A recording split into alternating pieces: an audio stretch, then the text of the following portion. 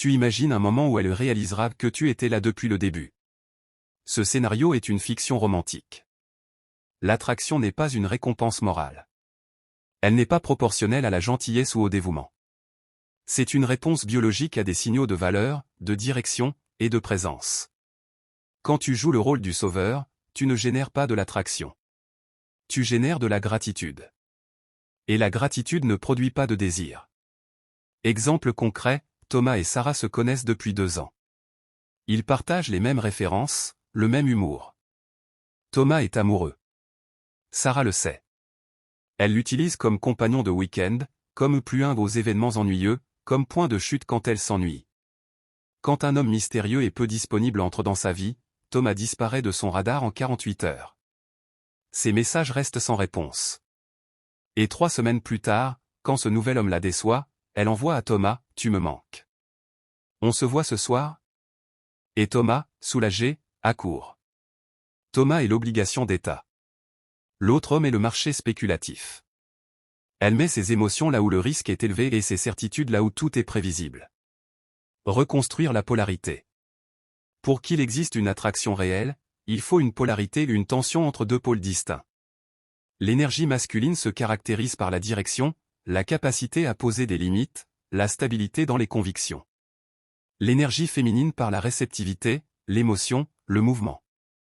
En acceptant le rôle du plan B, tu as effacé cette polarité. Tu es devenu réactif à ses caprices, sans direction propre, sans limite posée. Tu acceptes les annulations, les silences, l'utilisation émotionnelle sans conséquence. Pour rétablir cette tension, applique une désescalade progressive et stratégique. Les 5 raisons ce qui se passe vraiment. Ce refroidissement que tu observes obéit généralement à 5 logiques distinctes. Et la donnée la plus importante à retenir dès le départ, dans la majorité des cas, tu n'en es pas la cause directe. Raison numéro 1, elle évalue ta stabilité. C'est le mécanisme le plus répandu. L'éloignement n'est pas toujours un désintérêt. C'est parfois une mesure. Elle observe comment tu te comportes sous pression. Est-ce que tu t'agites? Est-ce que tu cherches sa validation à tout prix? Est-ce que ton comportement change dès qu'elle se fait moins disponible? Ce qu'elle cherche à identifier, c'est ton ancrage intérieur. Un homme qui reste centré sur lui-même quand elle se fait distante envoie un signal fort, il n'a pas besoin d'être rassuré en permanence. Un cas concret. Un homme que j'ai accompagné avait ce profil, dès que la femme qu'il fréquentait devenait moins réactive, il multipliait les messages, proposait des sorties, s'excusait sans raison précise. Ce comportement produisait l'effet inverse, elle s'éloignait davantage à chaque fois. Le travail qu'on a fait ensemble était simple, la prochaine fois que ça arrive, tu ne changes rien à ta routine. Tu continues à vivre. Elle est revenue en moins de 2 jours. Sa question, pourquoi tu n'as pas réagi? Sa réponse, parce que je n'avais aucune raison de le faire. Ce type d'échange ne s'est plus reproduit. Raison numéro 2, elle se protège de ses propres sentiments. Paradoxalement, le refroidissement peut être le signe que l'attraction est réelle. Quand une femme commence à ressentir quelque chose de fort, une alarme intérieure peut se déclencher. La proximité émotionnelle devient une zone de vulnérabilité. Alors elle crée de la distance non pas pour partir, mais pour se protéger. Ce n'est pas du rejet. C'est de l'autoprotection. Ce qu'elle cherche dans cette phase, c'est une preuve de solidité. Elle a besoin de voir que ta valeur ne dépend pas de son humeur. Qu'une semaine sans signe de sa part ne te transforme pas en quelqu'un d'instable. Autre cas concret. Un homme qui, face à ce même type de retrait, perdait ses moyens. Il interprétait chaque silence comme une rupture imminente. Il suppliait, il s'énervait. Résultat, elle partait. Pas parce qu'elle ne ressentait rien, mais parce qu'elle ne se voyait pas construire quelque chose avec quelqu'un qui s'effondrait à la première tension. Raison numéro 3, sa vie l'absorbe entièrement. Il y a des situations où ton nom n'apparaît même pas dans l'équation. Elle traverse une période dense professionnellement, familialement, intérieurement. Les ressources émotionnelles qu'elle aurait à t'offrir sont mobilisées ailleurs. Alors elle se met en retrait. Ce n'est pas dirigé contre toi. C'est une forme de survie personnelle. La nuance est capitale, il y a une différence entre quelqu'un qui s'éloigne de toi et quelqu'un qui se replie sur soi. Confondre les deux mène à des réactions disproportionnées qui aggravent la situation. Une femme de mon entourage me l'a formulé clairement un jour, elle savait qu'elle devenait moins disponible avec l'homme qu'elle voyait, mais elle n'avait pas l'énergie d'entrer dans des explications. L'épuisement n'était pas lié à lui. Il était lié à ce qu'elle portait seule. Ce que tu peux faire dans ce cas, lui accorder de l'espace sans disparaître complètement. Rester présent sans peser. Raison numéro 4, tu es devenu trop facile à lire. Au début d'une relation naissante, il existe une zone d'incertitude qui génère naturellement de l'intérêt. Elle ne sait pas exactement comment tu fonctionnes. Ce flou crée de l'attraction. Avec le temps, si tu te rends systématiquement disponible, si tu réponds immédiatement à chaque sollicitation, si tu es toujours là sans variation, tu deviens prévisible. Et ce qui est prévisible cesse d'intriguer. Ce n'est pas une question de manipulation. C'est une question d'équilibre. Un homme qui a une vie pleine n'est pas disponible à toute heure. Pas parce qu'il joue un rôle, mais parce qu'il a des priorités, des activités, des engagements. J'ai traversé cette phase moi-même. J'étais systématiquement présent, réactif, accessible. Les femmes que je fréquentais finissaient par s'éloigner et je ne comprenais pas pourquoi. Le jour où j'ai commencé à investir sérieusement dans ma propre vie, la dynamique a changé. L'attraction se maintient quand tu restes quelqu'un à découvrir, pas quelqu'un d'acquis. Raison numéro 5, elle n'a pas encore tranché intérieurement. L'ambivalence est peut-être la raison la moins visible mais la plus fréquente. Elle est attirée par toi, c'est réel. Mais en parallèle, des questions s'accumulent. Est-elle prête pour quelque chose de sérieux? Est-ce que cette relation correspond à ce qu'elle recherche vraiment? Est-ce qu'elle est capable de s'y investir sans se fragiliser? Le chaud-froid devient alors le reflet de ce débat interne. Ce n'est pas toi qu'elle remet en question, c'est sa propre disposition. Ce qu'elle cherche dans cette phase, c'est un homme capable de la sécuriser sans la presser. Quelqu'un qui reste ancré, qui ne s'effondre pas face à ses doutes, et qui ne transforme pas son incertitude en crise.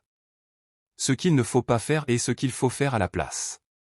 Avant d'aller plus loin, posons les bases de ce qu'il ne faut absolument pas faire quand elle se fait distante. Ces erreurs sont courantes. Elles sont aussi fatales. Les 4 comportements à éviter. Premier écueil, la surenchère de messages. Multiplier les relances, demander des explications à répétition, s'excuser sans raison précise. Ce comportement communique une chose, tu as besoin de sa validation pour fonctionner. Deuxième écueil, la réaction émotionnelle. L'accuser de changer, lui reprocher sa distance, lui signaler qu'elle est bizarre. Cette approche transforme une tension passagère en conflit ouvert. Troisième écueil, l'autodévalorisation. Te remettre en question publiquement, chercher ta faute à voix haute, adopter une posture de culpabilité par défaut. Tu te diminues inutilement. Quatrième écueil, redoubler d'attention. Augmenter les gestes, les cadeaux, la présence. Croire que plus tu en fais, plus tu compenseras son retrait. C'est l'erreur inverse mais tout aussi destructrice. Ces 4 réflexes envoient le même signal, la pression d'une situation suffit à te déstabiliser. Ce n'est pas ce que tu veux projeter. Les 5 règles à appliquer. Règle 1. Ne suce pas ta réaction immédiate. Quand le refroidissement commence, tu n'interviens pas dans l'urgence. Tu laisses passer du temps. 1 jour. 2 jours. L'espace que tu lui accordes n'est pas de la faiblesse, c'est du discernement. Règle 2. Reste dans ta vie. Ce temps que tu lui laisses, tu ne le passes pas à attendre. Tu honores tes engagements, tu vois tes proches, tu avances sur tes projets. Ta vie ne s'interrompt pas parce que son énergie a baissé. Règle 3. Réponds avec neutralité. Quand tu reprends contact ou que tu réponds, ton ton est stable.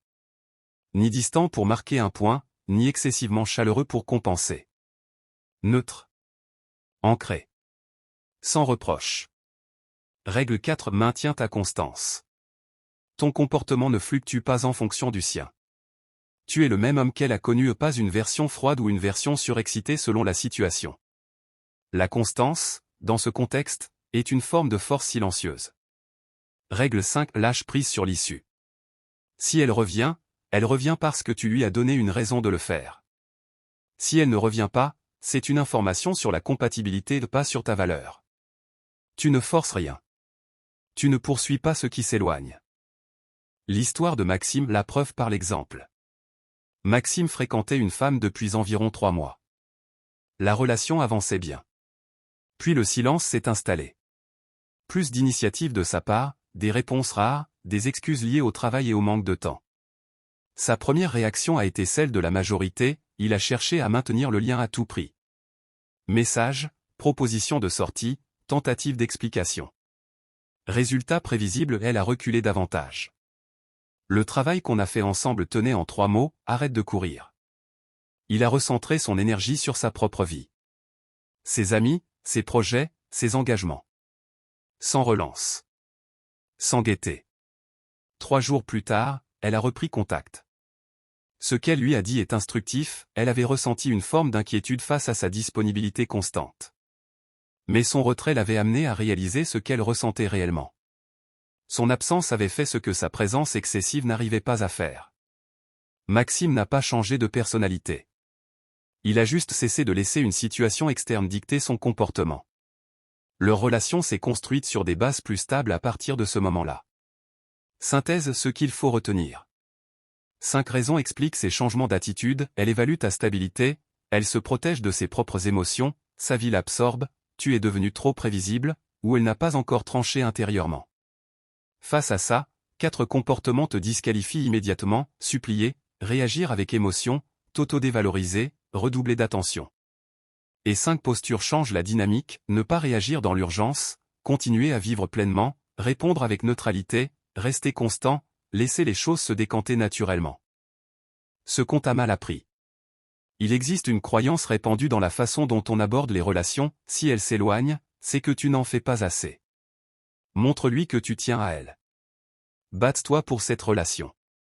Cette logique produit systématiquement l'effet inverse. La course, la supplication, l'agitation émotionnelle, tout ça communique une instabilité que peu de femmes trouvent rassurante. Ce qui fonctionne réellement est plus sobre et plus exigeant à la fois, le calme, la régularité, la capacité à ne pas réagir sous pression. Être quelqu'un de solide, pas quelqu'un qui s'adapte frénétiquement à chaque variation d'humeur. Ces dynamiques existent indépendamment de ce que tu en penses.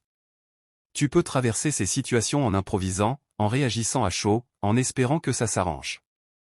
Ou tu peux comprendre les mécanismes à l'œuvre et te positionner différemment. Ceux qui ignorent ces dynamiques continuent à subir les mêmes schémas en boucle. Ceux qui choisissent de les comprendre changent la nature de leurs interactions. Pour finir. Pour ma part, j'ai multiplié les messages sans obtenir de réponse. C'est cette situation précise qui m'a convaincu d'une chose, s'agiter ne produit rien. La course épuise celui qui court, et laisse l'autre indifférent. Ce que tu viens d'assimiler n'a de valeur que si tu l'appliques.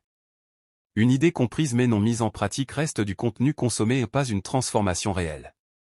Partage en commentaire une situation où elle est passée du chaud au froid. Comment tu as réagi sur le moment? Ce que tu as compris après coup. Je lis chaque témoignage. Reste centré. Reste ancré. Laisse venir ce qui doit venir, ne cours pas après ce qui s'éloigne. C'est en revenant régulièrement sur ces principes, en les testant, en les affinant à travers tes propres expériences, que tu vas réellement évoluer. À très vite.